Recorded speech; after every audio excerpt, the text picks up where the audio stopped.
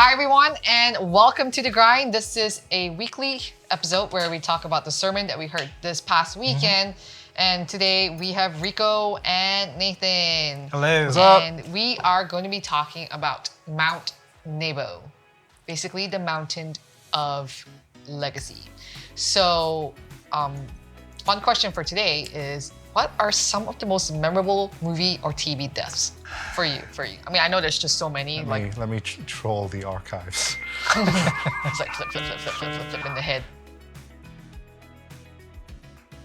I think for me will probably be the end games. Iron Man's death scene. It's just like it's just a collection of all of the Marvel movies, and the last thing he said was, "I am Iron Man," and then that one. That was So good. Basically, the end of So an good. era in our lives. Yep. That's 10 years. The death of an era in our lives. There we go. I think 300 parental guidance is required for that film. Very much required. But, I mean, not that there's a lot of death, but at the end, all 300 of them sacrifice themselves so that, but one of them actually goes home to spread the message of the 300 and their sacrifice, and then they come back. So there were 301 men. No, I think 299 Oh, died. and then that last And one. the last one went home to tell the rest of free Greece about the sacrifice. And then, so that's their legacy, is that they come back and actually defeat the Persians as one united. Nation. Yeah. Yeah. Oh, That's an amazing one. Pretty cool one. I think one of the most memorable deaths for me was Land Before Time, where Littlefoot lost his mom. Like, I never cry in movies, but the one movie that made me like sort of like have any sort of like emotion was Let me find Mama. Oh, No! Yeah, that one. That was one I movie. repressed that memory. Together. That song. I think that death has actually scarred everyone of a certain age. yep. Yeah. Pretty much. Yep. I think if you're around our age, then You know. Yeah. Anywho's, so going back to the sermon, one thing the pastor has talked about was basically it's not the length of your life that matters, but the depth of it. So it's like what's important is like that little dash between the year that you're born and the year that you Kick it. kick it. So, if anything, what is one thing that you want to be remembered for? Or one way you want to be remembered? I would want people to remember me as a people person. That's a good one. Yeah, someone that would like be easy to like talk to or something. Someone that they can open up and stuff like that. I think that's one. Yeah. I will. Mission accomplished. Thanks, Nathan. You're welcome. Always here for you, Or bro. does that mean you want me to go? No. Absolutely not. No, please, you're far too young. Your children We need need you to come back for this. Yeah. Don't know, we don't. Yeah, it's just this. Forget the family. We just need you for this. Wow. Telling it as it is. I think I want to be remembered as someone who lived her life to the fullest. And who loved well. Wow. Yeah. That's deep. Yeah, that's very deep. Yeah. Kind of similar to Rico's. I think I just want to be remembered for being dedicated to my family, my friends, the people that matter, and also my football club. Liverpool will Till I have you as die. top Liverpool. fan. Top fan. Liverpool till I die. It's just a little plaque like in honor of like Nathan Chen. Maybe.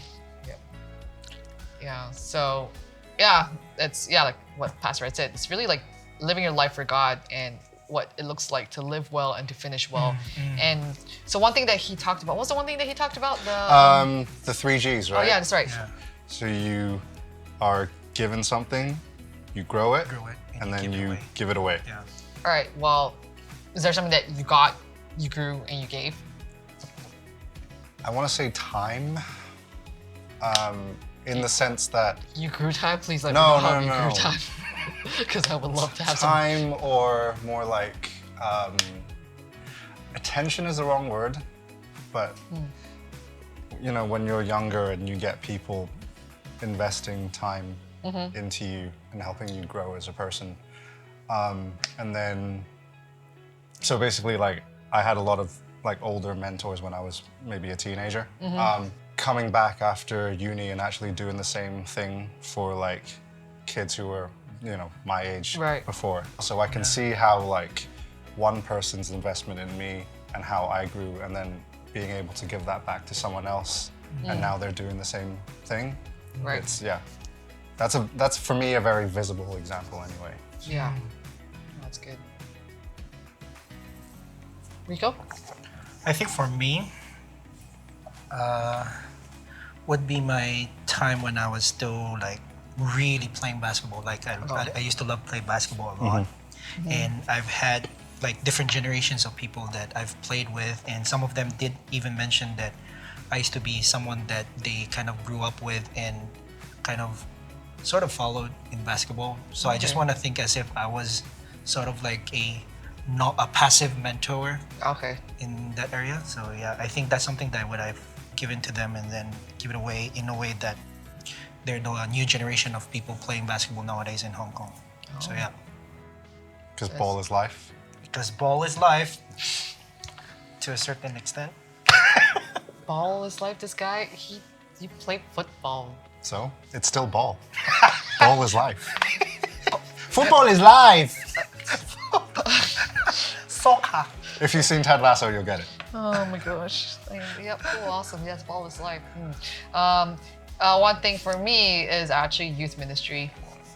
Because I mean, that's how I entered into ministry, was like getting youth ministry, and then, you know, it was something that I didn't know what to do with because I've never done youth ministry, and definitely was a season of just really growing me as well. It was growing me too as I was growing it.